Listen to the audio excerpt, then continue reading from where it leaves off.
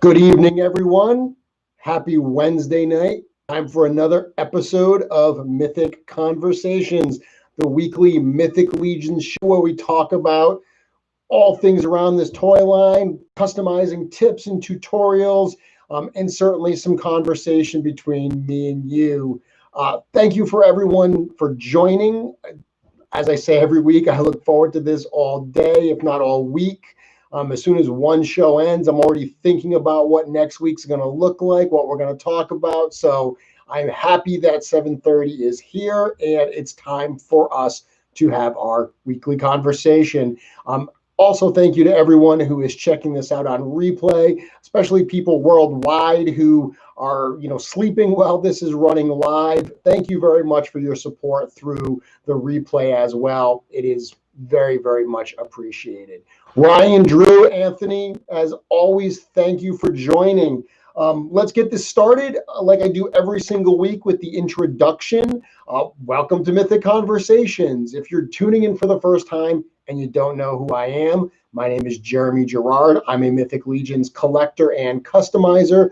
I also have the privilege of working with Four Horsemen Studios as their digital marketing manager, helping bring everything that you see at sourcehorseman.com to you. If you want to see more of my work, you can check out my Instagram, which is at Mythic Customs, all one word, as well as my website, www.mythiccustoms.com. On my website, I post photos of all of my customs, including the things we're going to look at tonight. I also post recipes. So if you see anything that I do and you want to, kind of copy it for yourself, you want to rip on that and make your own customs, that's where you can go to get those recipes. So we've got a good conversation tonight. I'm pretty excited for that. The format of the show, like every week, we'll start with some Mythic Legions news. I definitely have some cool stuff to talk about tonight. And then we'll go right into the topic. Tonight's topic's one that I'm pretty excited about. I think should be fun. I actually want to talk about a different approach maybe to customizing. I want to talk about, the base figures that you use and kind of basing custom ideas on a base figure. We'll talk about that. But I also actually have like some of a recipe that I've done previous shows where I actually do a recipe where I show you exactly how to build a custom. There's going to be a little bit of that tonight too. It's kind of a mix tonight. There's a little bit of conversation. There's a little bit of just kind of, like some weeks where I show examples of stuff you can do where I say, hey, this is a line that you can integrate into your customs. There's a bit of that tonight as well. But there's also some real tangible, hey, if you want to make one of these are the steps to follow. So very, very cool with that. But before we get into any of that, before we get into the news, before we get into the stuff, there is something I want to address on the show right out of the gate. And it's just, again, how appreciative I am for everyone who supports me and supports the show. I get a lot of messages throughout the course of any given week from people asking me questions, just sending me pictures of stuff that they want to share with me. Asking me, for tips on something they're doing. That's great. I also just get people that genuinely reach out to me and thank me for my enthusiasm for Mythic Legions and for what I share with the community. And it means a lot to me. I do greatly, greatly appreciate everyone that supports me with my Instagram and obviously here on Mythic Conversations and my YouTube channel. I appreciate all of that. I got a message earlier this week from someone who, has been going through some tough times. And hey, we've all been dealing with a very challenging world over the last few months. I mean, COVID-19 has definitely impacted all of our lives. But the reality is it's impacted some of us a lot more than others. I mean, I look at my own life and I'm very fortunate. I have my health. I have my, my job still. My family is also all healthy. The biggest inconvenience to me has been a difficult time finding paints for my custom figures. When I think about that being the biggest difficulty that I've probably faced during this and some canceled vacations, that's minuscule compared to what other people deal with. So I got a message earlier this week from someone who reached out. I'd never interacted with this person before, and they reached out to genuinely thank me for Mythic Conversations and for my Instagram page and what I do. And they shared with me that, you know, they've experienced some real loss during COVID, some serious loss. And they actually said, their words were that Mythic Conversations in this community is really one of the few bright spots they've had for the last few months. And they thanked me for that. And I mean, talk about humbling. I mean, when I read that, I was absolutely stunned. And it makes me so happy that something like this, that me just genuinely sharing my love for these toys, my enjoyment for this community. I've been a toy collector for 25 years. Locally, I don't have other toy collectors that I'm friendly with. So the community around Mythic Legions, they're really my friends. And I've made real friends through this community, through Mythic Conversations. Many of you are watching me tonight. I consider you genuine friends. I talk to you on a daily basis, many of you. So the fact that this show could help alleviate even a little bit of the pain that someone's feeling at a difficult time touches me so much. So thank you to everyone that reaches out with your questions, with your comments, with your feedback, with your genuine thank yous for what I do. I give it right back to you. Thank you as well. And the person who wrote me this week, if you're watching this, or anybody who has been experiencing some of those challenges, you know, all I will say to you is hang in there. Better days are ahead, and there's a whole community of people here pulling for you. So thank you. Yeah, so sorry to get a little serious there, but it was something that was weighing on me. It was on my mind, and I just wanted to share that appreciation. So with that, let's talk Mythic Legions news. I'll answer some questions throughout the show, and then we'll talk about the topic in hand. So Mythic Legions news, a number of things to talk about, starting with sales. Obviously, there's a lot of sales going on right now. My Action Figure Customs, they have a big sale they launched last Friday night. I mentioned on the show last week those big giant pauldrons for the ogres. There's like a mastodon skull and a rhino skull. Kevin Delius, I might have said his last name wrong. Apologies, Kevin, if I did. But Kevin, often known as Jim Panson Creations, he did an amazing job sculpting those. Honestly, when I saw pictures of them, I thought those were going to be really high-priced pieces because they are so big. The fact that they got those to be available at, I think they're like 35 and 33 for the mammoth and the rhino. That's a really surprisingly low price. I was impressed that they were able to get them out at that price. Makes it really enticing for people to add those to their collections. So those are some cool things. They also dug into the vault. They pulled out some really cool stuff, including that Cthulhu head, or Cthulhu-like head. They call them the Born. They have like firstborn, secondborn, thirdborn. The head, the Cthulhu ogre scale head, they debuted at Legions Con last year. That is available as well, including 2 other scaled heads like that. And they did all those heads in 6-inch scale as well. Those are really cool. I know a lot of people like that. And they even did feet for the 6-inch ones. So my friend Zombie13, he actually sculpted a pair of like bog goblin feet a while ago. I have the original sculpted ones that he cast for those bog goblin feet, and they're absolutely gorgeous.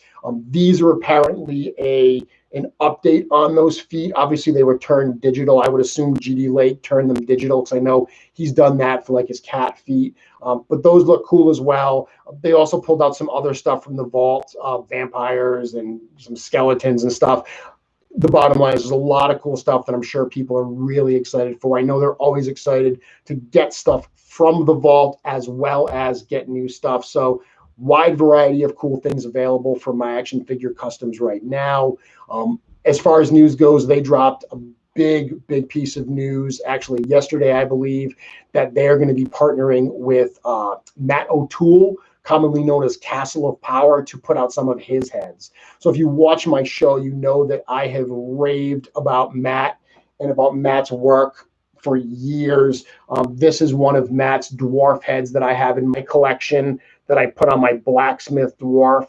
It is just an absolutely gorgeous sculpture. Matt painted this one as well, but Matt does great work. Up until now, he's just sculpted traditionally, cast the heads himself. And the biggest downside to Matt's work is it's always been very hard to get because he's a busy dude. He doesn't have a lot of time to cast and sell these. So attaining Matt's amazing heads has always been the biggest challenge. The fact that he's partnering with My Action Figure Customs means that a lot more Mythic Legions fans are going to have access to his art, which is just a wonderful thing for Matt and for My Action Figure Customs, and certainly for Mythic Legions fans. So big piece of news. Congratulations to Matt and to everyone involved in that. That's very cool. I know a lot of Mythic Legions fans are very, very excited for that. Other sales going on. Obviously, Wolf King Customs has a sale going on with some heads from another very talented sculptor, Emil Wickman.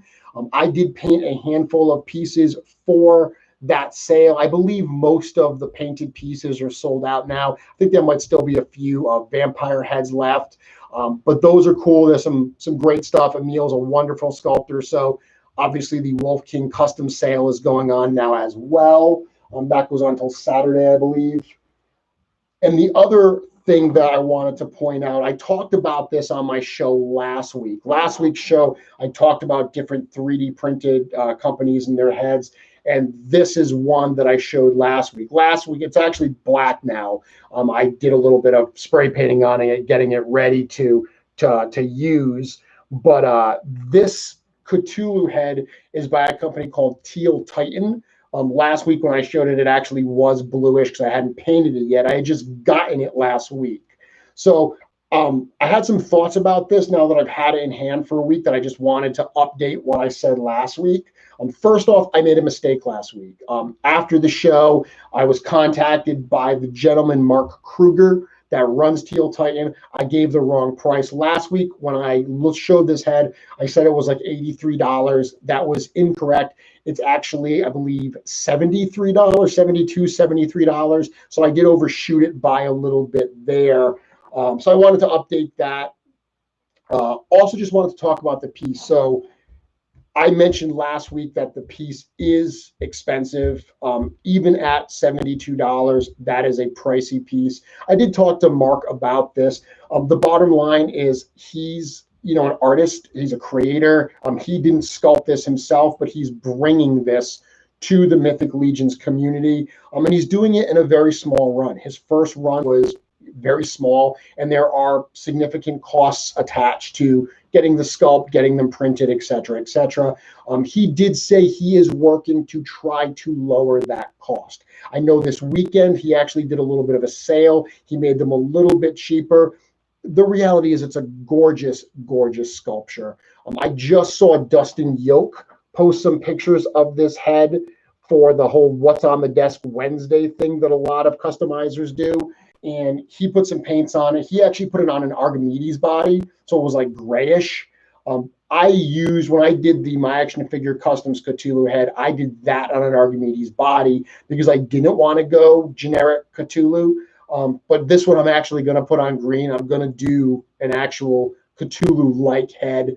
And it's really interesting. This head, the sculpture on, I was actually exchanging messages with Dustin about the head, and we were talking about the details on it. It's got like barnacles, and underneath there's all suckers. But my favorite part is the stare. Really like the profile look of the face. It's a really fun profile. I like it a lot. It's almost got more of a cartoony look to it, and I don't say that in a negative way. It's just a lot of the Mythic Legions line has a cartoony like aspect to it. It's got a little bit of an animated quality. Like I can actually picture it being in a television show of some kind. This has that same feel to me. So it's a gorgeous piece. I did want to, fix the mistake that I made last week about the price. I will say this. Mark's a great guy. I've dealt with Mark. He's in the Mythic Legions community. His screen name's actually not Mark Kruger. That's his name. His screen name is like Majia. So when I say Mark Kruger, you might not recognize that name because you see him posting under a different screen name. But I've dealt with Mark a number of times. I've done a couple deals with him. He's a great guy. I'm happy that he's kicking off a company. He's trying to do some cool stuff. He's trying to get out some of his ideas, not only for his own parts, I'm sure, but for the Mythic Legions community. So, there's a sense here of, different artists supporting artists. I think that's really, really good. So I did want to shed some light on his piece, tell you what a great looking piece it is. I do maintain that it is a little pricey. He is trying to lower the price, but I'm going to be honest with you, it's almost worth it. It's really, really cool. If you're looking for this, like a really signature type piece to put on an ogre and do a really cool custom, this might just be the piece that you want. So even at that current like $72, $73 price, it might really be worth it because it is a nice piece. I can't wait to get some paint on it so I can actually debut it and show it on my page and everyone can see kind of what my vision is for the piece. I have a feeling that as cool as the details are, once I get some paint on those details, they're going to pop even more. Yeah, Adrian, the MAF, the My Action Figure Customs pieces, I think their Cthulhu ones are like $26, something like that. It's a very different type of company. Obviously, My Action Figure Customs, they've been doing it for a while. They've got their system going. This is obviously a new creator just getting started. There's something cool about supporting someone as they're just getting started, throwing a few extra bucks their way to hopefully see them be able to not only be successful with this, but get kind of the momentum they need to do bigger and better things. So it is cool. If you're going to compare it, if you need one and you're comparing it solely on price, obviously there's one that's cheaper. But the reality is we live in a world that we don't have to choose only one. We can get them both. And I think that they're both so unique in the way they look that there's definitely room in your collection for the My Action Figure Customs ones and for the one from Teal Titans. So let's see. So obviously, Mythic Conversations for a reason. There is some back and forth here. I am looking at the comments to see how what everyone's talking about, answer questions along the way. Do Marvel Build-A-Figure pieces work well for part swapping and completing unfinished builds that need a leg or arm? Probably not. First off, the Build-A-Figure pieces like the arms and stuff, they're not going to plug right into a Mythic Legion's torso. They have very different adapters. And for the most part, the arms are just different sizes. There are some like the Odin Build-A-Figure, the Allfather. That one, you can certainly use some pieces there. To use the arms, you'd probably have to shave them down a little bit. I did a show a few weeks ago about using WWE Create a Superstar figures. Those arms pop right in. I would look at those before I'd look specifically at Marvel Legends Build-A-Figures. I have used a couple Build-A-Figure heads, but again, some Build-A-Figures are either way too big or way too small. Some of them will work, but just as a whole, you can't say any Marvel Build-A-Figure will work. When's the articulated beard coming? No plans yet. So trying to make sure I covered all the news I wanted to cover. Yeah, I think I talked about those sales that are going on right now. A lot of cool stuff that people can add. Obviously there's been some chatter that the Four Horsemen website, the e-commerce site Store Horsemen, all of the products from the in-stock sale are now completely sold out. Archimedes was the final one. That actually sold out. They did post some stuff as they were doing some quick testing, so people started getting excited. They started seeing some little postings. Looks like things are going to be coming soon, which is great news for Mythic Legions fans. I know we've all been chomping at the bit for new product.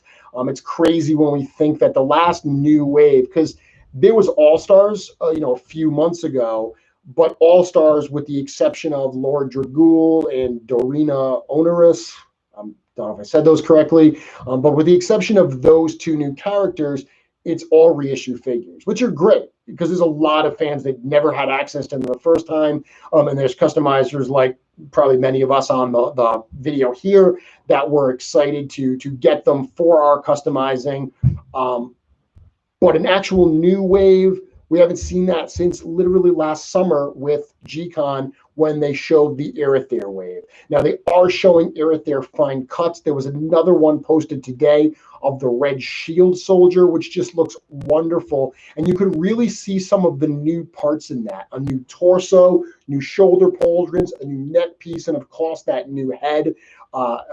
They even put in the post lots of new parts on this, which is going to be great for customizers. If you need any more evidence that the studio likes customizers, they love what the customizers do and the different aspects they bring to the line, look no further. They are already thinking about these new parts and wondering how customizers like you and I are going to use them. Very cool. Yeah, someone's saying, I actually found a couple build a superstar packs. They're on the way. Thanks for your advice. It's really funny because a lot of people reached out to me and they weren't even aware of that line, much less the compatibility, and they've started hunting them out and everything. So I'm happy to be able to help. That's one of the things that we want to do on the show here is, inspire. We want to give tips. I'd spend a lot of time doing this. So any tips that I can share to help anybody else further enjoy the hobby, that's a win-win. When is Atlas going to get the bear? No idea. Ryan, anything on the 20th bundle? That's what I was mentioning, where I said they posted some tests. The 20th bundle was the name they used. I cannot reveal anything until they reveal it officially. So all I can say is it looks like news is going to be coming at some point soon. Yeah, the Triple H Create a Superstar. My son took it and ran with the customizing.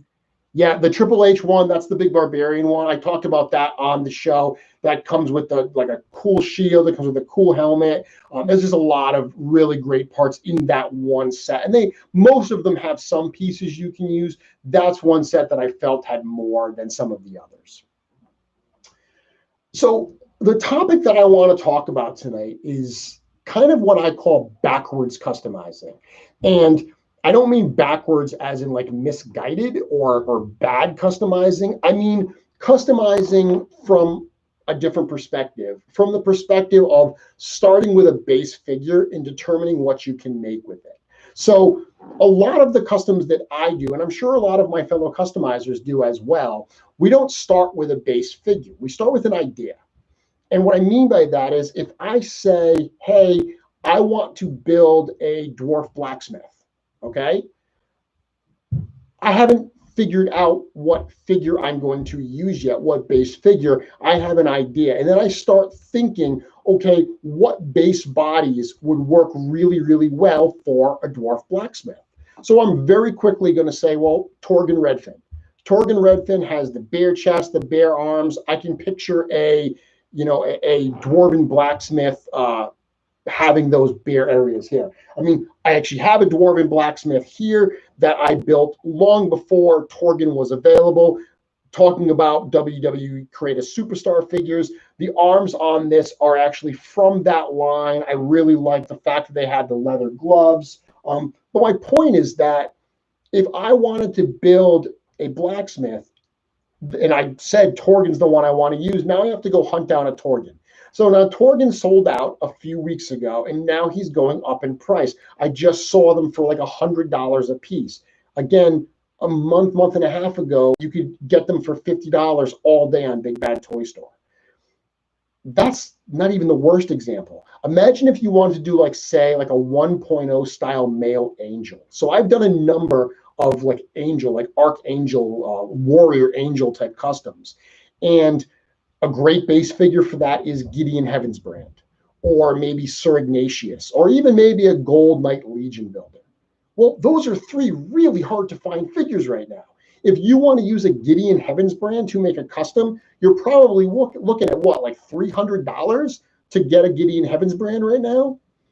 My point is that when you create customs in this way, which is admittedly how I often create customs, I have an idea and then I go try to find the pieces that I would need to execute that idea. The reality is you are going to run up against parts that you say, that is the perfect Mythic Legions base figure to use, but I can't afford it. It is way, way too much money. I can't spend that much money to buy that, to tear it apart. Now, customizers, or I should say collectors that have been in Mythic Legions for a while, we know that we routinely will get an idea and we'll pull one out of our case and we'll use one of those. That is very, very common. But if you don't have an extra Gideon Heaven's brand in your case, what are you going to do?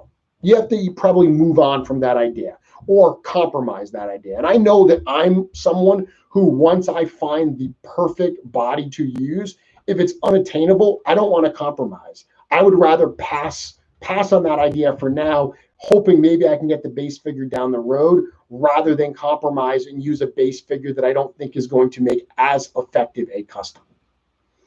So my alternative is, why don't you look at the figures that are readily available and customize from there? Say, hey, I can get this figure right now. It's really easy. It's $50, or I have an extra one. I just got them from the in-stock sale. What can I build from this? That is what I call backwards customizing. And that's what we're going to talk about tonight. I posted a few of those today, specifically my Shadow Elf and my Shadow Jaguallian. We're going to look at those. The Jaguallian specifically uses the Kronnaw figure. And I have another figure we're going to look at tonight that I built using a Kronnaw. It's a Frost Orc. And I'm actually going to talk to you about the process of building that Frost Orc, because it's got some customizations in it, but it's very, very doable, and it uses only a couple figures that you can absolutely get right now. I do see there's a ton of questions coming in, so I'm just going to take a quick look before I go forward. There's a couple people actually commenting that those figures look really good.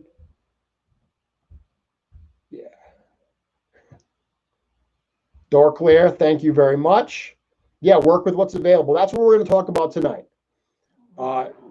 Demon saying you look forward to the show every Wednesday. Awesome. Thank you very much for joining. So again, if you start with a figure, it's a different way maybe of doing it, but you can make really, really cool stuff. So this one here, I did a whole show about this figure build a while ago. This is my purple skinned Jinn. And this uses a Purplore figure, okay? It is absolutely a Purplore figure. All I really did here, and this was optional, was, I drilled a hole in the back of his head for this ponytail. I actually drilled little holes in his ears to put his earrings. His outfit is from a Lord of the Rings Council Elrond figure. Actually, it's the ceremony Elrond. It's from how he looks at the end of Return of the King during like the wedding scene. But this was an example when I did a whole episode about this, so I won't go into a lot of detail, but it was an example of saying, hey, I have a Purplore.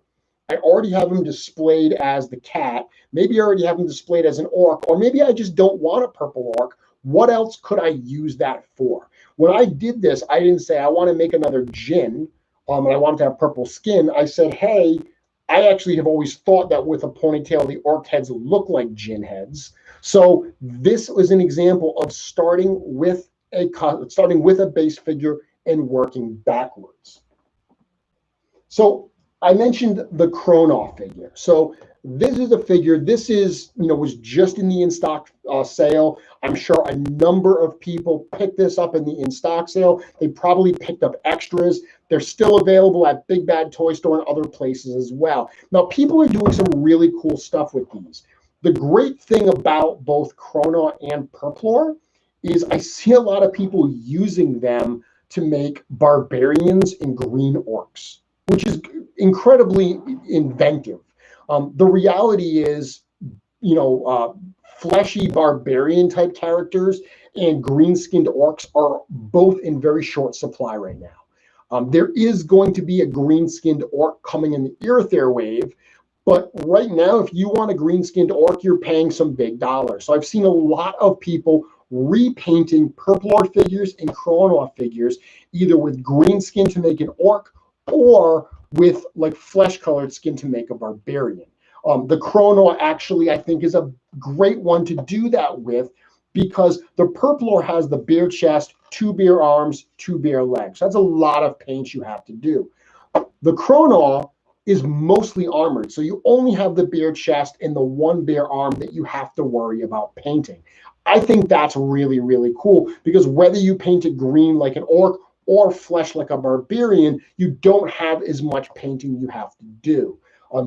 Inside of this package, there's the alternate head that's kind of like the Gorgo style helmet. I've seen a lot of people, that helmet works as an orc or as a barbarian. I've seen other people using maybe like a bearded dwarf head, like from a cavern dwarf, to make a barbarian with. I've seen people buying some of the orc heads either on eBay. There's a bunch of cast orc heads. My Action Figure Customs has orc heads. Planetary Dog Toys has a ton of orc heads. You can get any of those 3D printed pieces, paint those up to match, and you can have an orc. That's really cool. In those cases, I think what they did was they said, I really want a green orc. How can I do that? Hey, this makes a lot of sense. So that's not really backwards customizing, but it could be. They could say, hey, what can I make with this? Well, you know what? If I paint it green, I can make an orc. That would make a lot of sense. Now, painting the body green or painting the body flesh, totally doable, but it means you're going to have to paint a joint.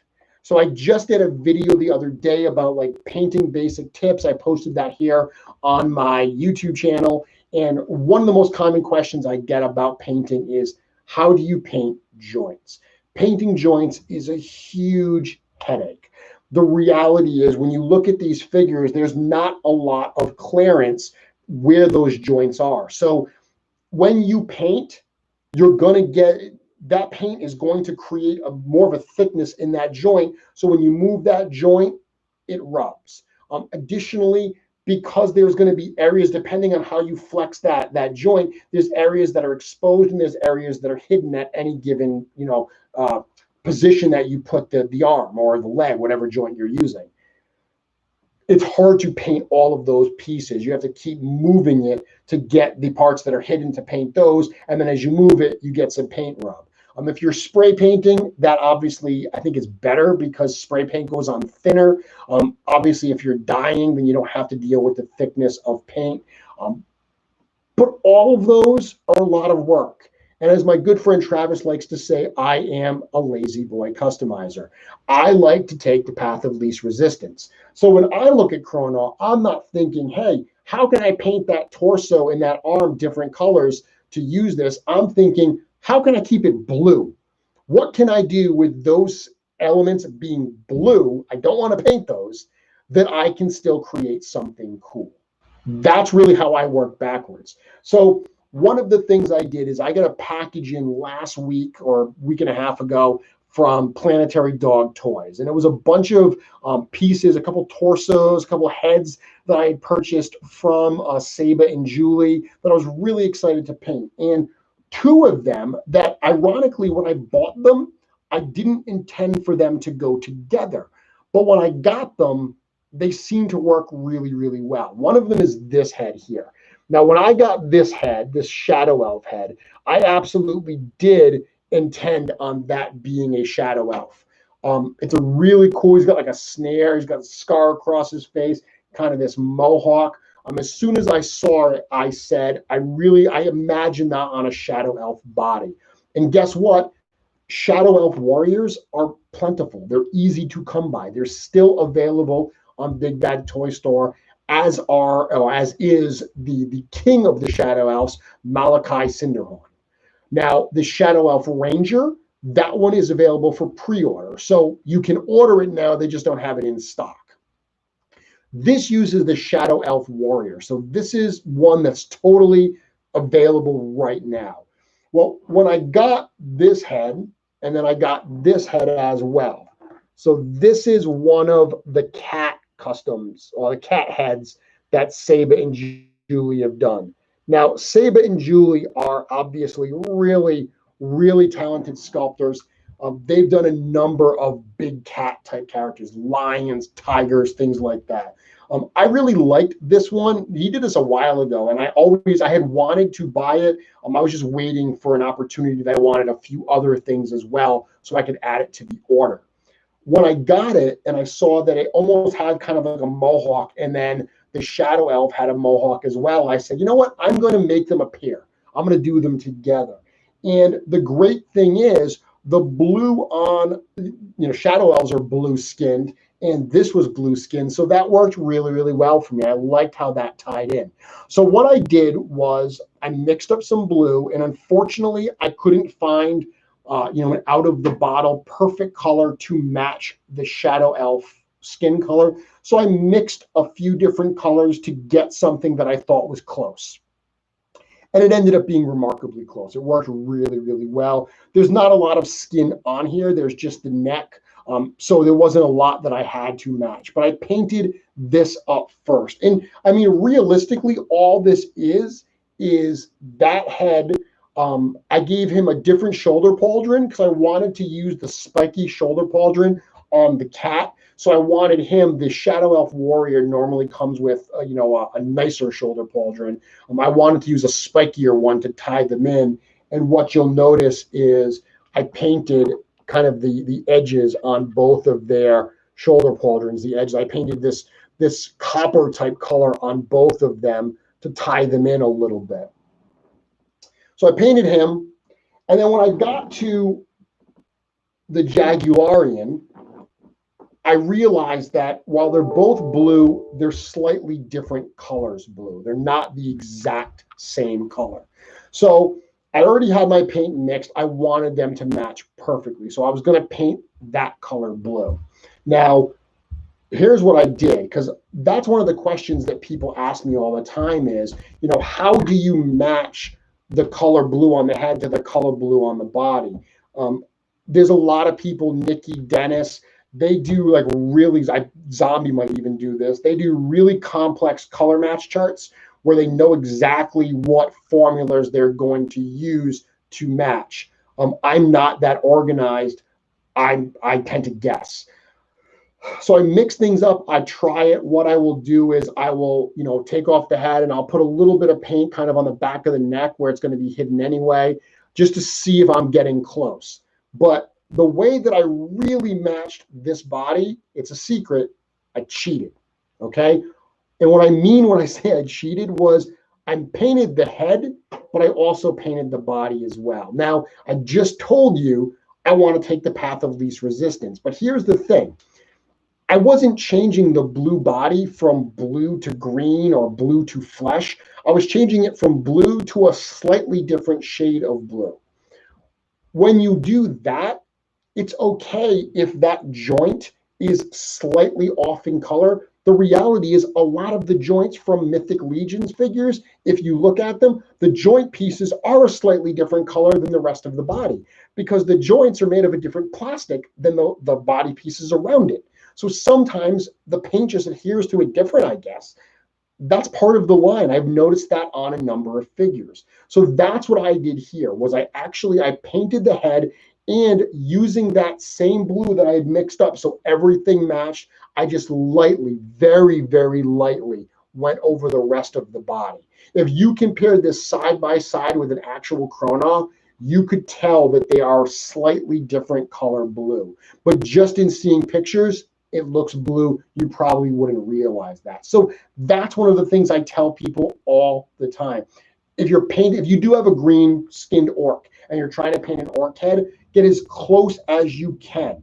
But if you have to, that's what I do sometimes. I will paint other parts of the body to match it. Now, if I'm painting a whole orc, obviously if I was doing a Colosseum orc that's got a bare chest, bare arms, bare legs, that's a lot to paint. That I might hold back and say, you know what, I got to do a better paint match. I got to get that head really, really close because I don't want to repaint everything. But in this case, this is a very forgiving figure when it comes to customizing. It is a wonderful base figure to use. Now, I did do some other things here to get this to, I think, work better or be like a team type with this character. The Kronnaw comes with that belt that's got the emblem in front, normally like the skull emblem. I pulled that emblem off. It's actually just glued in there. I don't know if you realize that, but that little emblem that's on like the Atlas belt and the Barbarian belt, that little emblem pops right off. It's just glued in there. And what I did was I took a belt like this and I cut the front off and I glued it in here. I used the same kind of loincloth, so they really tied in well together. I then took a drill and drilled a little hole in his pelvis area and his boom boom so I could insert the tail. And that's just a purplor tail that I painted blue. I spray painted it black and then painted it blue over. And his feet are actually from a Stan Winston Realm of the Claw figure. They, again, were painted black and then painted blue over it, spray painted black and then painted blue. I've shown these feet before. The Stan Winston, the male, actually the male and the female cat figures work the same. The male cat figures from that line have bigger feet. But those feet, they fit right into a Mythic Legion's lower leg. I'm not using the Mythic Legion's ankle here. They fit right in. So if you get any of those on, you find them on eBay loose or whatever, they do provide a really cool add-on if you want to add some really big chunky cat feet. Now they're oversized. If you look at the other cat feet that I, Zombie 13 sculpted for my action figure customs, those feet are probably more to scale. I actually like the style of big, silly looking chunky feet. So I really think that works well. But those are the customizations I did there. And it's funny, Drew saying that he uses that sheet all the time as well. Yeah, it's great because if you've already got that color, you've got the head so close. If you can paint some of that body to match, it works really well. I've done sometimes too where I just paint kind of the neck and blend it in. And it's so close. Like if the head is really, really close and you do that, that subtle transition works really, really well. Also, if you're doing something where, say the body, say it's got like a metal torso, but like bare arms and the head, if the head isn't actually touching like the torso area that has to be the same color, if the head's slightly different than the other limbs where they're not touching, there's a little more room there for like error, for it not to be perfect. So I mentioned my action figure, I mentioned Planetary Dog Toys where I got these heads. Julie from Planetary Dog Toys is on right now. Julie, I exchanged messages with you this week, but once again, thank you so much for the wonderful work you did on these pieces. These are pieces that I purchased from I keep saying that. I purchased from Planetary Dog Toys and could not be happier with them. So she mentioned that this is an Endare. That's the name on the website there. Very, very cool. And to the point of this conversation, they are figures, they use base figures that are readily available. Also, they used parts, additional parts that I could get out there to, add new kinds of characters.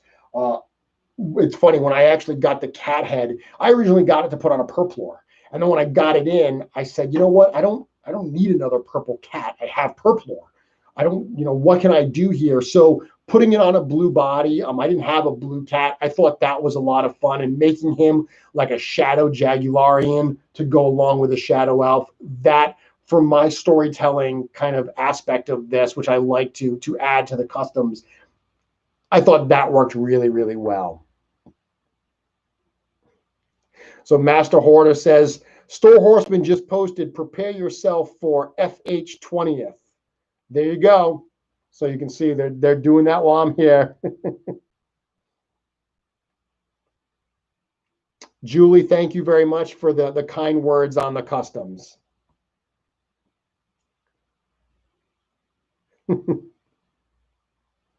Yeah, Alexander, I don't know if I've ever seen these Realm of the Claw figures. So Stan Winston, Realm of the Claw, it's an older line. It came out a number of years ago. They're kind of like large cat figures. There's 4 male cats and 2 female cats. Super cool figures, not super articulated, like especially if you compare them to Mythic Legions. They're not going to stand up articulation-wise.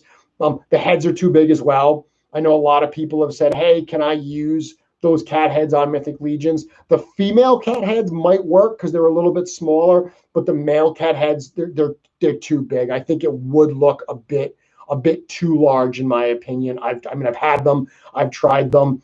The armor pieces work really, really well to use on Mythic Legions, to bring those in, as well as I just showed you, the feet I think works really cool, the weapons as well.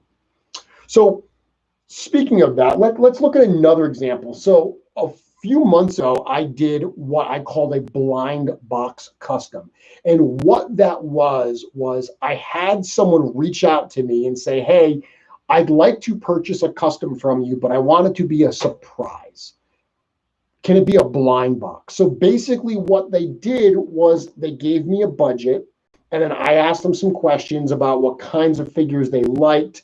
And based on what they told me, I just made something. I just made something and shipped it to them. I gift wrapped it. So when they got it, they genuinely did not know what they were going to get. And what I gave them, they said they like the evil characters. They like orcs and, you know, stuff like that. So I made a frost orc for them. And I liked it so much that I made another one for myself. And not only did I make one for myself, but I'm going to show you how to make this frost orc as well. Now, this frost orc is a little bit different than the one I made and sold. It's got a few different parts. The loin piece is a little bit different. The one that I sold actually used a head from Emil Wickman, who I mentioned earlier. I had gotten the head on the previous one from Shapeways, from Emil's shop on Shapeways. This is actually a little teaser. This is a head that Emil has sculpted, I guess, more recently, that is going to be coming down the road, presumably from Wolf King Customs. So a little bit of a teaser on here. And I'm going to post pictures of this along with kind of a step-by-step tomorrow on my Instagram page, but I'm also going to talk you through it today. So the great thing about this is, once again, is it uses a Kronnaw body. But I wanted to do something when I made the original Frost Arc. I didn't just want to, paint a Kronnaw differently. The guy who trusted me to do a blind box custom, I wanted to give him something he had never seen. So I wanted to add some totally new parts. And you can see that the arms on this guy and the legs are very, very different. He's got these big, shaggy looking legs and these big, giant, meat hook of arms. Those use this figure. So this is a World of Warcraft Arthas figure.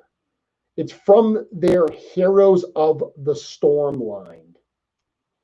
So the one thing missing from this figure is his hair. Originally, this figure had white hair, and I actually used that hair in another one of my videos.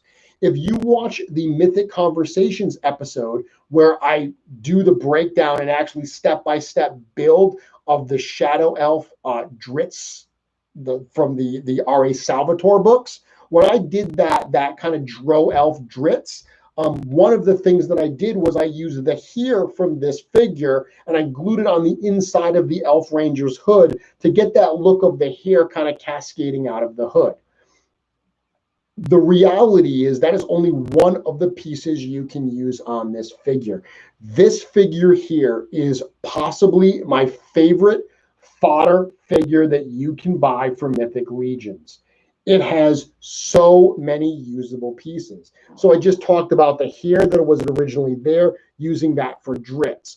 Both of these shoulder pauldrons, you can pull off both of those shoulder pauldrons. While they won't peg in automatically to a Mythic Legions, you can certainly modify them by kind of gluing a peg in there, or even just gluing them onto like a shoulder strap on a Mythic Legions.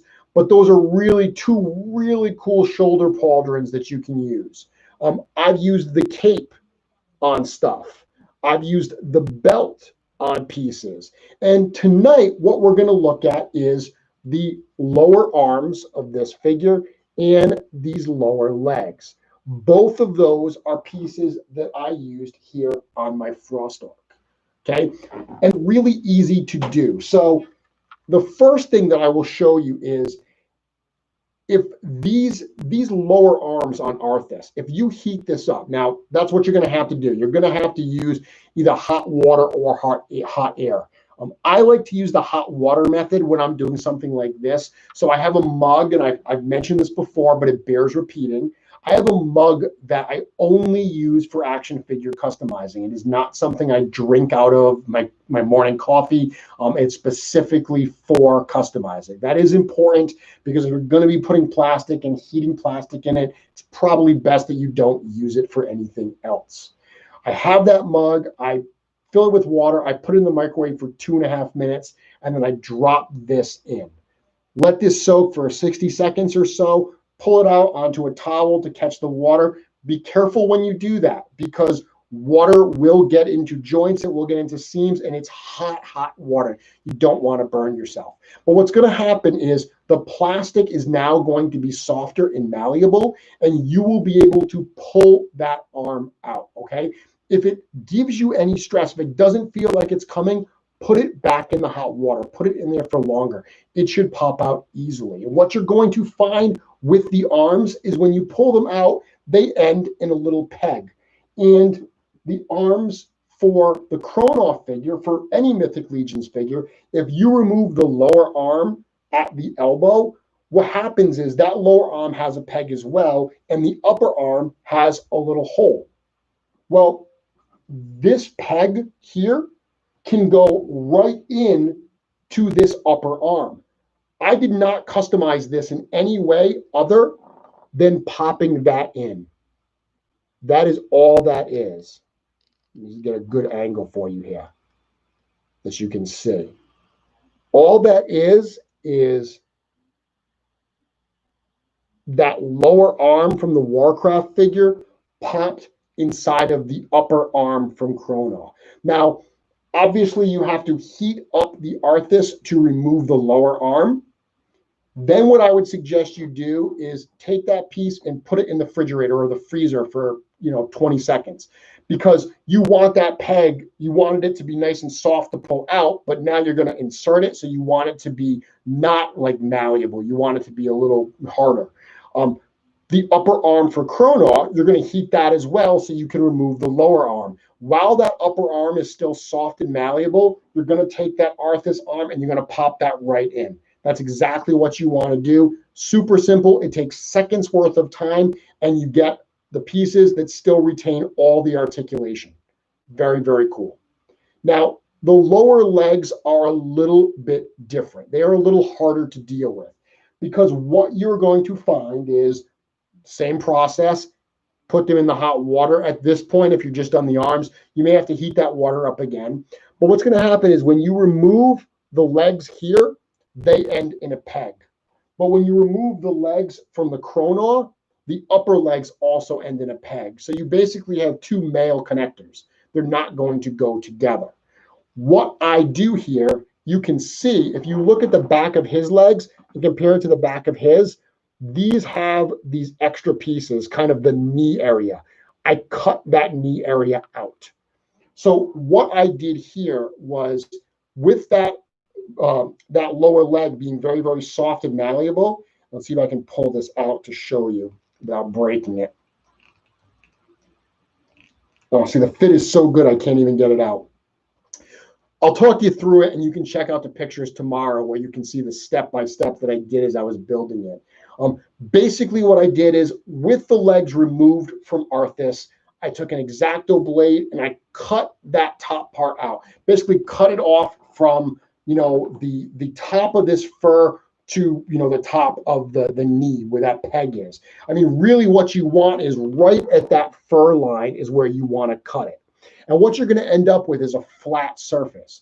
Then all you need to do is make a hole. So I take a drill bit, I drill a little hole in there, make sure it's nice and warm, that plastic is nice and malleable. Try to get that peg in there. If it's too tight a fit, make it a little bit smaller. You basically want the hole you're drilling to be a little bit smaller than the peg that you're going to put in there. Because with the hole in the leg being soft and malleable, with the plastic being soft, that leg will go in there. And then when it cools, you'll get a nice firm fit that still allows you. I mean, look, I can completely move all of these joints.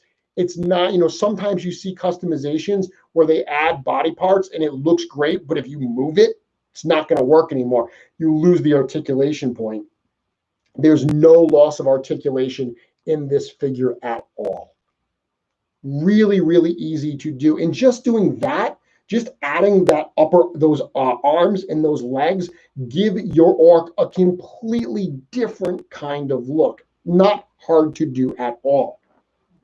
All you need is one of these figures. Again, there's a ton of cool customization that you can do. This is an older figure, so if you're going to hunt him down, you're going to end up on eBay.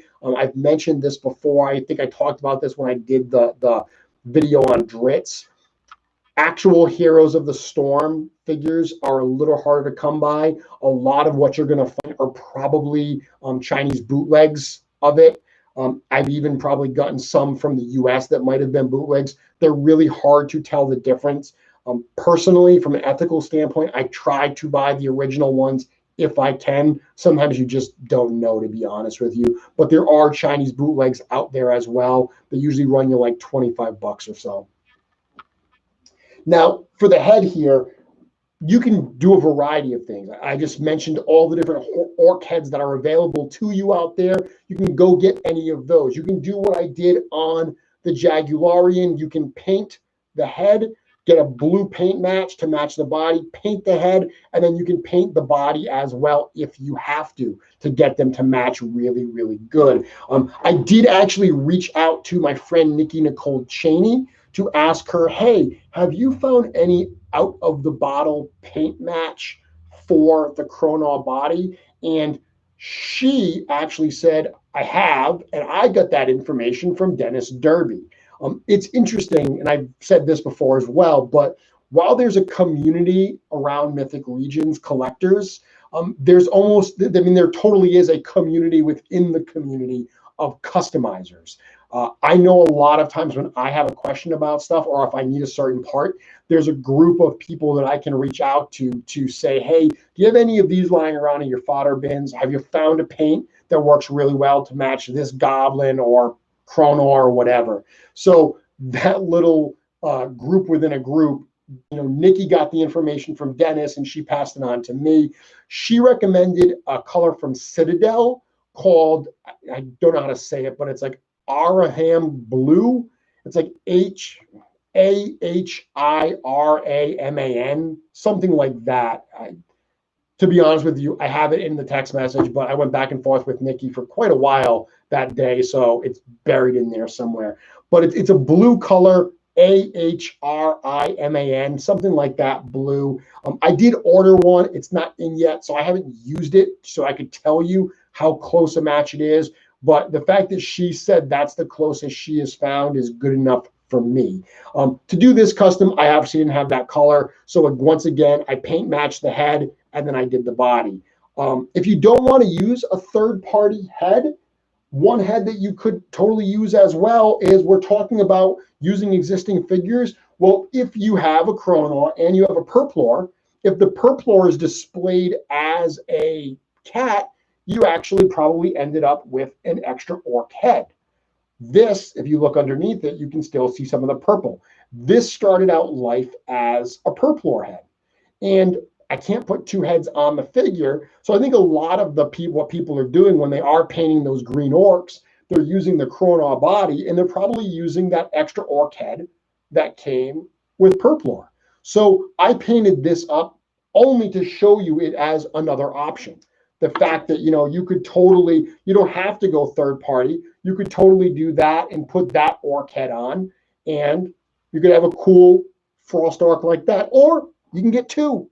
You can get 2 or 3 or more and build out a whole frost orc army. The other stuff that I did on this figure, just to show you, I put a little bit of fur. This actually fur came from a Balthor the Tower Ogre. I used it for a custom. I didn't need the fur, so it was in my fodder bin. So I just cut a little piece, and it's actually not even attached. It's just resting underneath the pauldron. but it looks really good just kind of spilling out from the edge there. I also did some dry brushing on the entire figure with some white.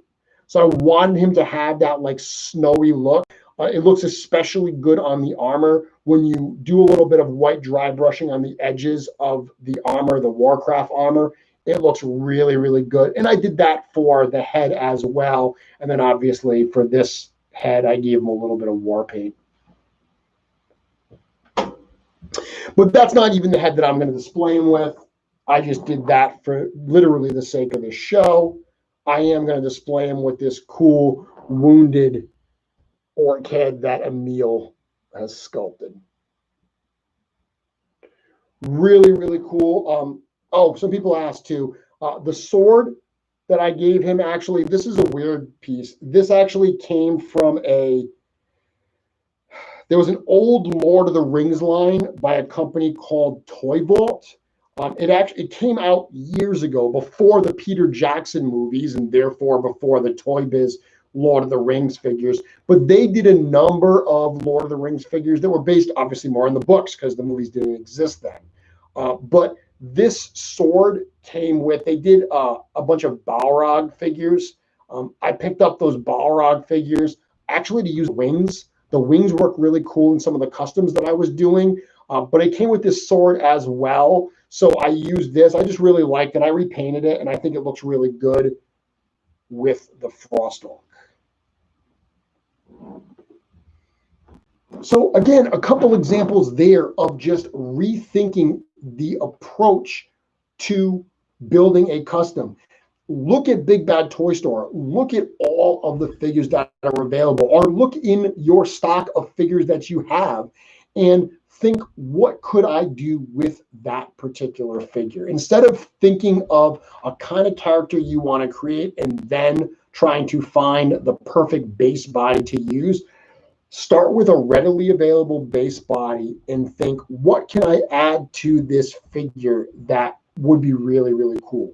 Go on some of the third-party websites and see what heads or other pieces, torsos, whatever, that you could add to the figure to maybe change it up a little bit. Think about other toy lines and things that you can work in, but start with that base figure and use that as your springboard that you're going to build off, knowing that you don't have to hunt down a $300 figure to see your vision realized. If you start with the affordable base figure, even base figures you already have, I think you can still do an incredibly cool amount of things. I'm going to check out some questions and see what people are asking about. Certainly, if you want to talk Mythic Legions, that's what I'm here for. But if you have any questions on any of these, I can talk about that as well. So Dorklayer saying, placed my first planetary order last week. Yeah, they're great, great stuff. I think everything I got from them. I have a few pieces I haven't painted yet that are on deck to be painted, and then I'm sure that I will be placing another order soon as well.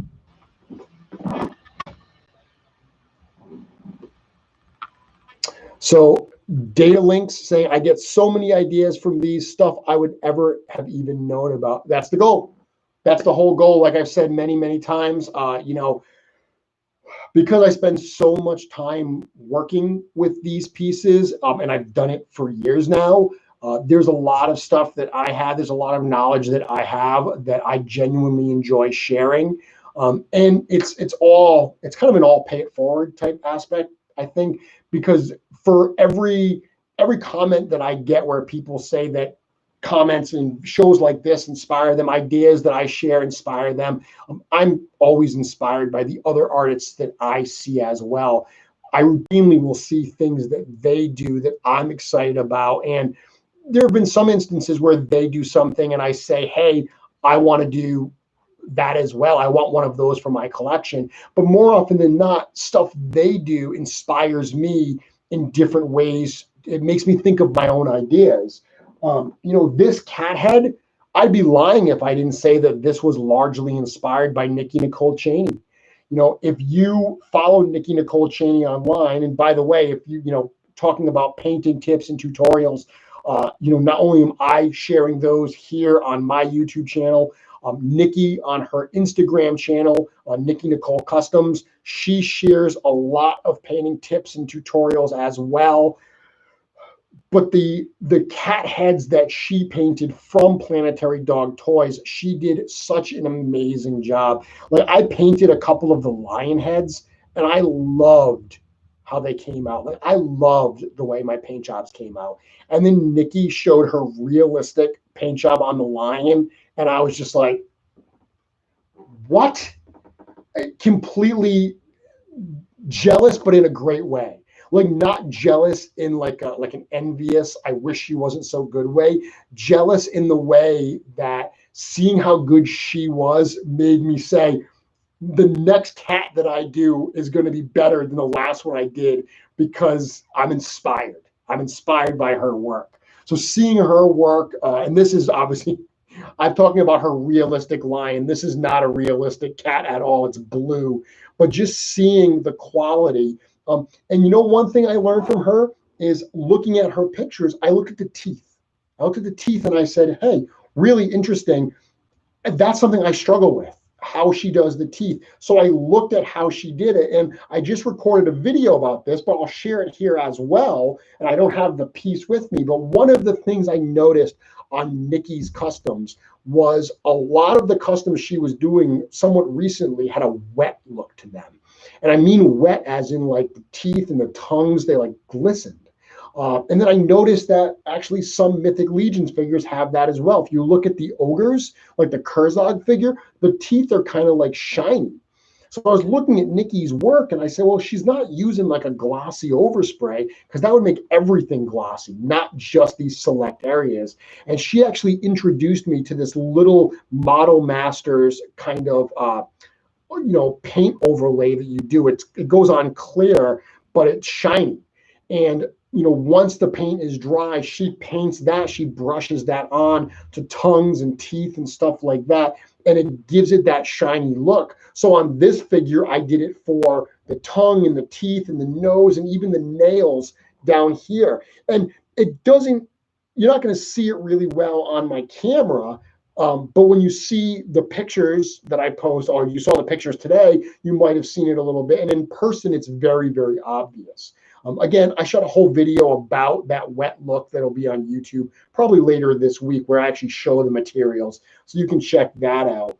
But my point is that looking at Nikki's work, looking at other artists' work, and kind of breaking it down to how did they do that? Like, how do they paint this area? Because you know what? I struggle with that. Like eyes. I struggle with eyes, painting eyes. It's something I don't enjoy doing. I've said this before. I don't enjoy doing realistic faces. Like, you know why I like this guy? Because he's got white eyes, okay? I didn't have to paint the whole eye on it. I didn't have to paint the iris and all that. There's nothing that makes a paint job look cheaper than bad-looking eyes. Amateurish-looking eyes are the easiest way to take a great sculpt and make it not look as great as it could be. They are so hard to do. That's one of the reasons I don't do it very often, because not only is it hard, but I genuinely don't enjoy it. And this is supposed to be fun. Why would I do something I don't enjoy doing, right? There are times where I'm forced to do it. If I want to make the custom that's up here, I've got to do it. But looking at what other artists do, watching their YouTube videos, seeing their tips, even someone like myself, who I know a lot of you say, oh, you've been doing it for so long, look at all the work you've done. Trust me, you're always learning. I'm always learning. That's what's great about doing this, is there's always new stuff to experiment with and to try. So Joe asking, does that blue cat head fit on the body with the larger shoulder part? Yeah, it absolutely should. The head is bigger than the actual ball. It's not as snug a fit. There's a little bit of blue tack that's up there keeping it on. So I would have to assume that it fits perfectly fine. Unfortunately, I don't have that neck piece readily available right now. What I can do though is I can check that out, but just looking at the proportions, I don't see why it wouldn't fit. Actually, you know what? there is a little hair piece in back. There's a little kind of part of the mohawk that comes down. So that might prevent it from, because I know that when you put that shoulder piece on, the ball is barely exposed. Now I have to amend that. I think looking at this piece there, that little back piece, I think that might be what would prevent it from actually fitting on.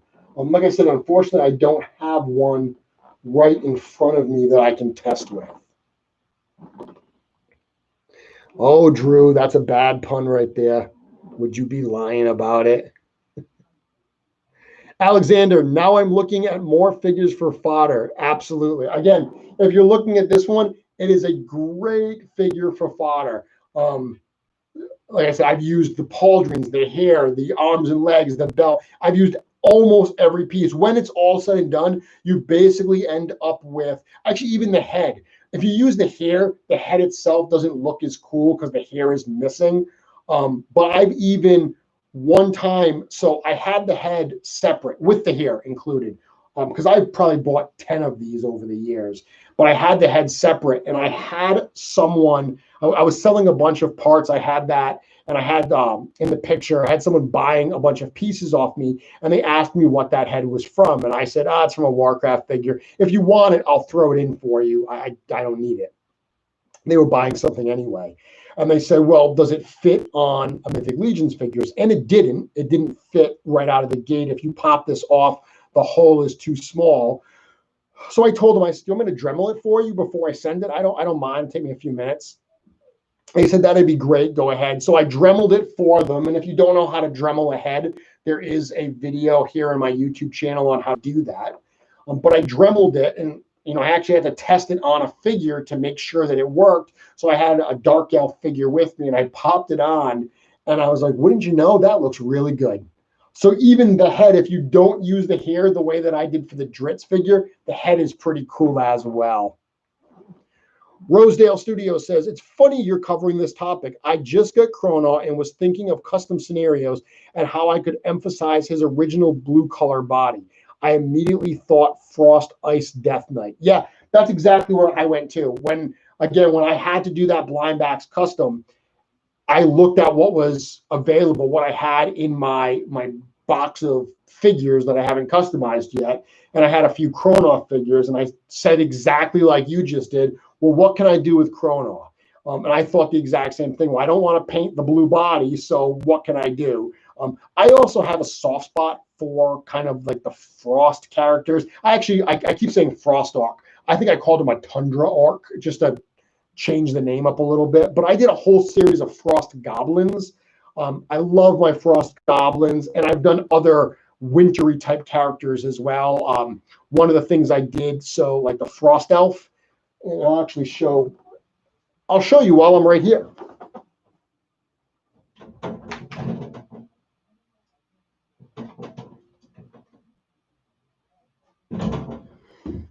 So this is another really easy customization, and Talon Frostbow is no longer readily available, but I do think she's still available for pre-order. But if you have this cool Talon Frostbow figure, wonderfully cool figure. It's a Frost Elf. It's the only Frost Elf in the line. So, of course, when I got it, I said, well, I want more Frost Elves. And Talon also comes with that second head that like the Elf Legion builder comes with. So what I did here was I actually took a torso. If you have the skeleton soldier, the skeleton warrior from Advent of Decay, the one that comes with two torsos, the male torso and the female torso, you can only display one torso at a time. So if you're displaying that skeleton as a female, you end up with an extra male torso. So I just paint matched that to the colors here on the rest of the armor and made myself a male Frost Elf.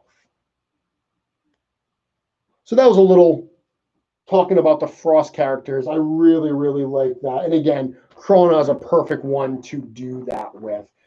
Frost Orc, you mentioned a Frost, like a Death Knight.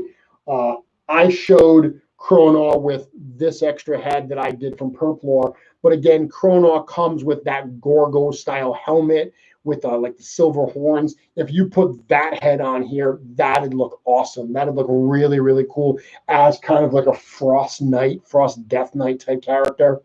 Definitely.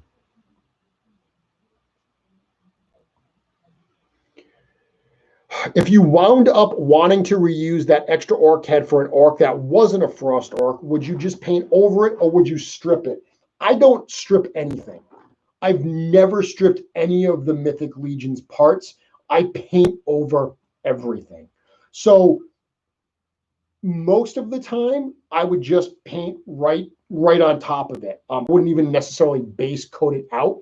This particular one, I did spray the whole thing black. I did base the whole thing out in black, and then I painted on top of it. Now, that meant that I had to repaint the teeth, and I had to repaint the eyes. If I hadn't done that, if I would have just wanted to paint over it, I could have left the teeth and eyes alone. In this particular case, because it was a purple head, if I just would have painted over, I know that there are going to be some spots that I may not get perfectly, like around the gum lines and everything. I didn't want purple to be shining through, but black shining through is always fine with me. It just looks like shadows. So to answer your question, I would never strip the part. That's not something I ever do. I just paint over it. In some cases, I spray paint it all black first, and then I paint on top of that.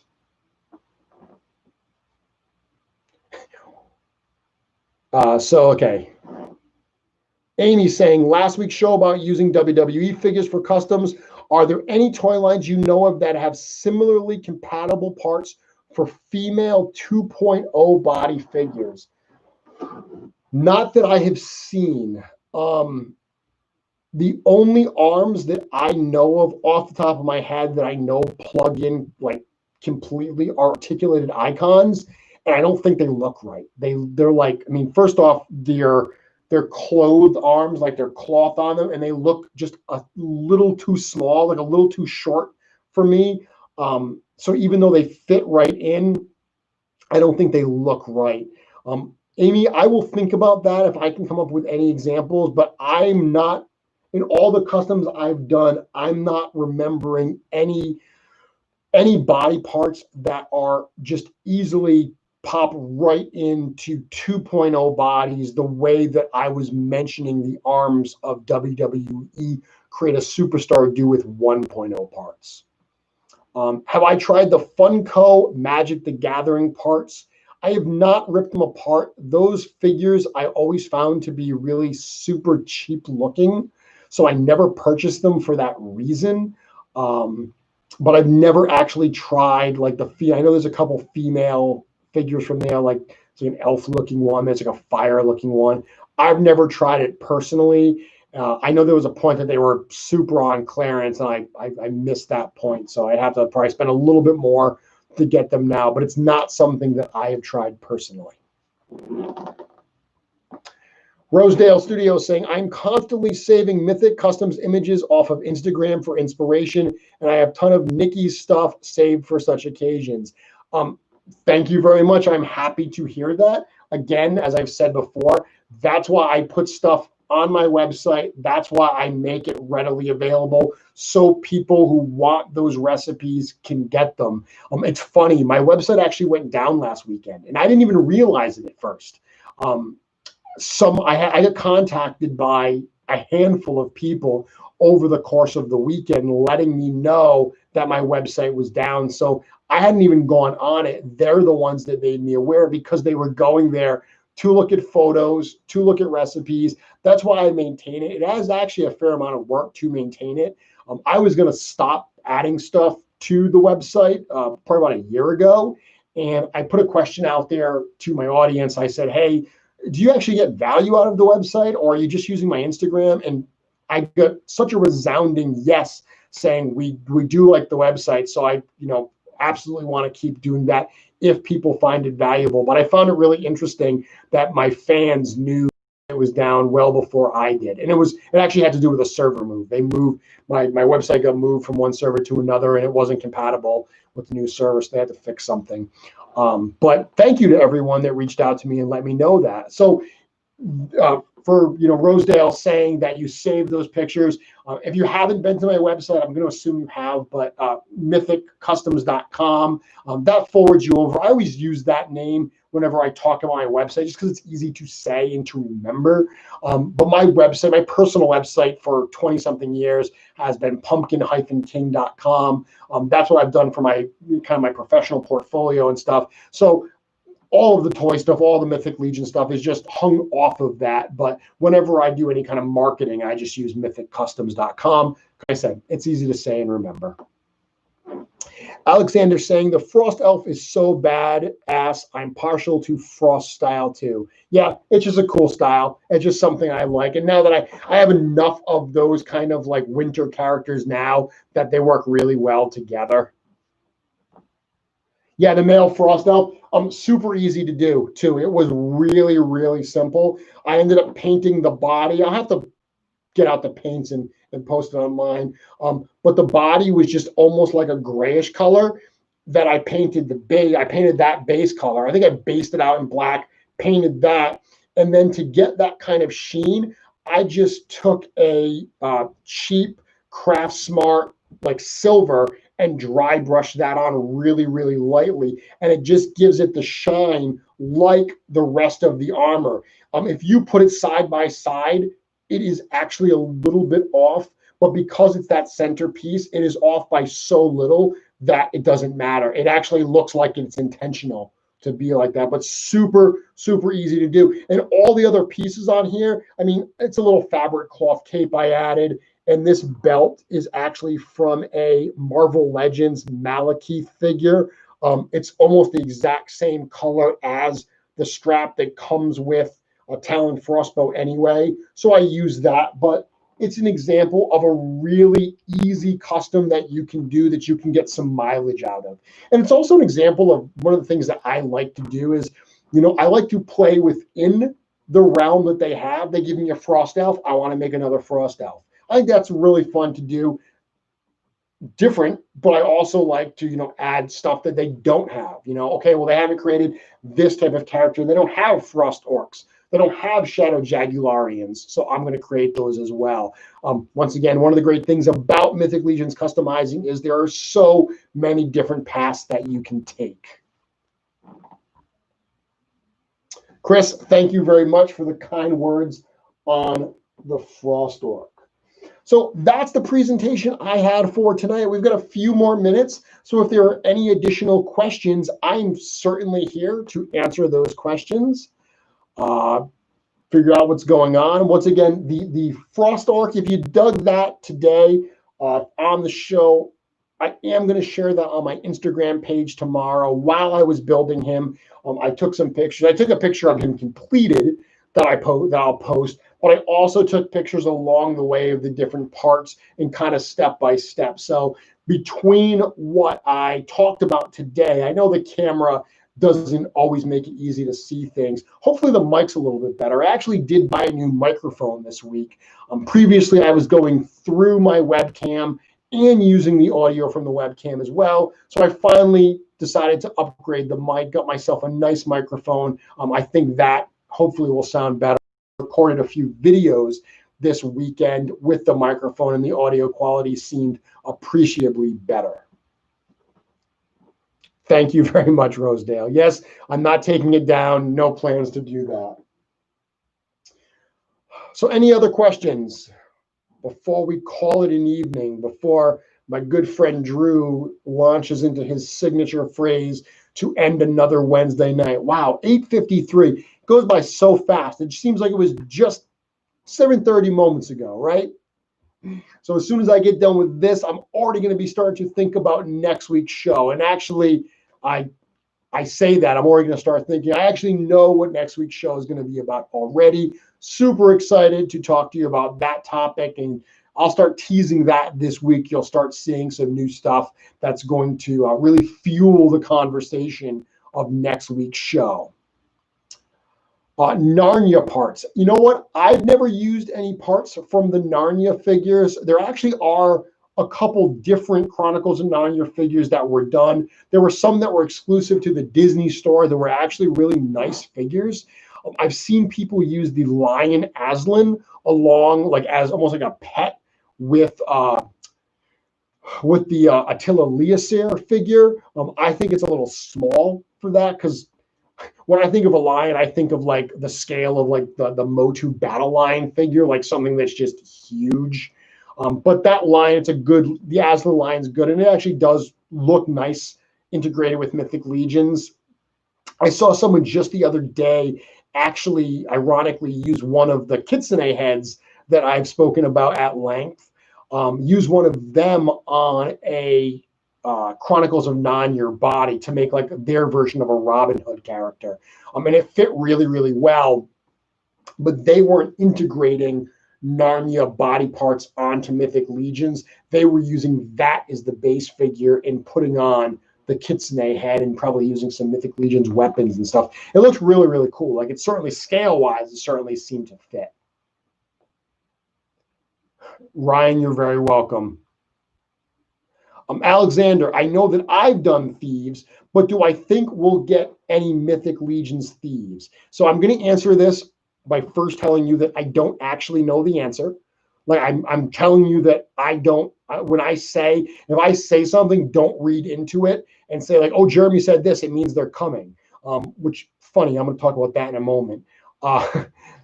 Yes, I do think we will get Thieves. I think that, Mythic Legions, that Four Horsemen Studios, they're definitely going to use a lot of the fantasy tropes that we've all come to know and love. They've already given us so many of those, fantasy, those critical fantasy type races and character classes. Obviously, the big one that everyone wants is robed magic users, even though we've got magic wielding characters in the realm of mythos. We don't have that classic Gandalf style robed wizard. They've said before, those are in the plans. Those are forthcoming. I have to imagine that more of a thief-like character will be coming as well. But in the meantime, they're really easy to make. I mean, use a Shadow Elf body. That's a great base to use for a thief right there. The purple hood from a Shadow Elf Ranger, pop the head out, pop in an Elf Ranger head if you've got one. Right there, you've already started, real simple, and you've already got the makings of a really, really good thief. I know one of the things I did for one of my thieves was on my Elf Ranger. Elf Ranger obviously comes with two heads, the hooded head and the one that, is the elf head with the hair down. If you use the hair down one and you have that extra that hooded head, one of the things I did was I popped the head out, spray painted it black, put it back in, and I actually put that on a body from a Kylo Ren, the Black Series, Star Wars Black Series Kylo Ren. When I talk about this being a great figure for customizing, that Kylo Ren Black Series figure, specifically the ones that came out during Force Awakens. So the Force Awakens, there's two different Kylo Rens that were available. There's one, the first version that had the mask, and then later, after the movie came out and he was unmasked, they released another version that had the Kylo Ren unmasked head. That one I find is more readily available, but you pop that Kylo Ren head off and you put that Mythic Legions Ranger head on with the hood painted black, instant thief. It looks great. Super easy custom, looks great. That Kylo Ren figure, by the way, I've used the soft goods robe. It comes with almost like a scarf shawly type piece. I've used that more times. I've used that so many times that I think it looks good every time I use it. There will be figures that I pop it on because I still have some in back. I will pop it on a figure and I will have to tell myself, no, you can't use that part again. You've used it too many times. Everyone in Mythos is apparently shopping at the same retailer because they're all wearing this kind of shredded Kylo Ren looking scarf. Can't use it again. Great figure. I've even used the lower part. I've actually pulled it apart, pulled the figure apart, and used the lower skirt type piece on a number of figures as well. Wonderful figure. But if you're just looking for a thief, that's a super easy customization that you can do. One of the things I mentioned, by the way, I just said that don't read into what I say too much. I'm going to tell you, I wrote an article for sourcehorseman.com last week about Gorgo Aetherblade. And in that article, it ended with the question on everybody's mind, will we have another shot at Gorgo Aetherblade? And I said something to the effect of, he's a critical character, he will return soon or something like that. I don't even know what the exact words I said. My intent was just to say it is unlikely that this is the last time we've seen Gorgo Aetherblade, that he's a critical part to the story. He's going to be back at some point. It's safe to say that. I've seen so many people read into that comment saying, like, Gorgo's coming soon. He's going to be part of this 20th anniversary pack. He's going to be over here. Don't read into everything I say. Sometimes I'm just saying it's likely he'll be back at some point. Greg, what is the polar bear that is used with Frostbow on the Four Horsemen website? I actually have that.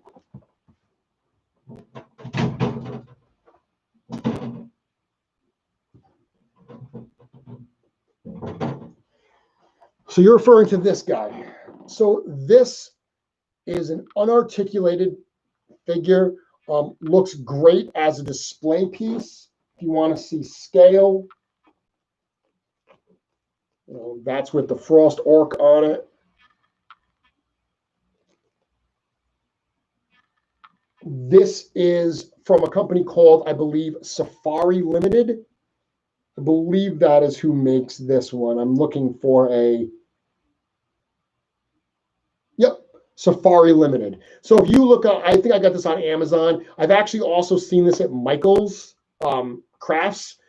Michael's, I just went to Michael's this weekend. They were running 50% off coupons. So if you go to Michael's website, they have a coupon for 50% off. You could probably go pick one of these up at your local Michael's and get 50% off and pay a lot less for it. But this is the figure they use. Now, Trevor Williams, who took that shot on the Four Horsemen website, he actually crafted a saddle for his as well. So that doesn't come with that. This is how it comes. But that is, to answer your question, that is the polar bear that you are talking about. Safari Limited.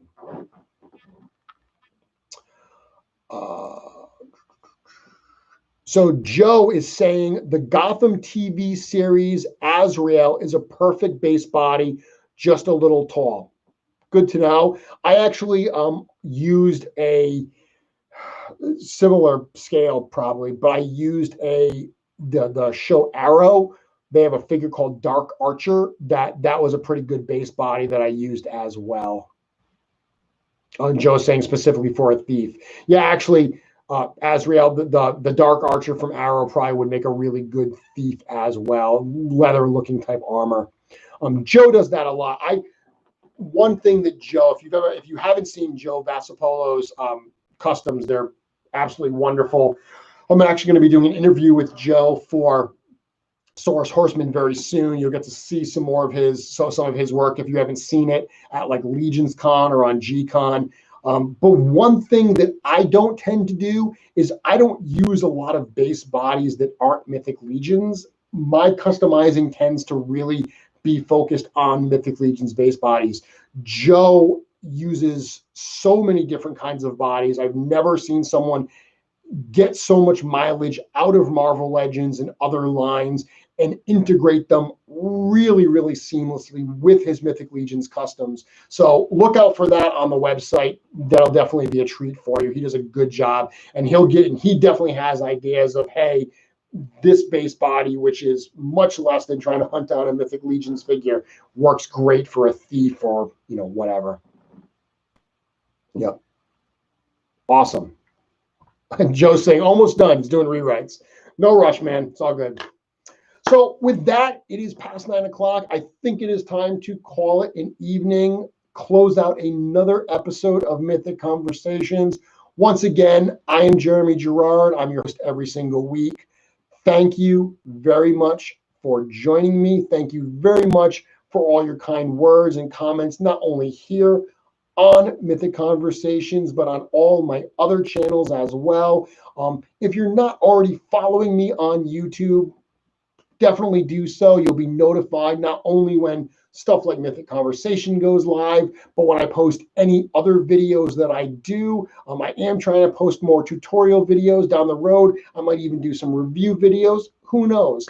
But if you're subscribed to me, you'll be notified when that happens. And certainly after these videos, this one or the others, if you like what you see, if you find it useful, give me a comment, give me a like, and spread the word. If you know other collectors that you think would enjoy this, whether they're Mythic Legions fans or not, maybe they just want to hear someone talk about toys for 90 minutes each week, send them our way, tell them to join the party. With that, call it an evening. As Drew likes to say, same Mythic time, same Mythic channel next week. Until then, I can't wait for that conversation.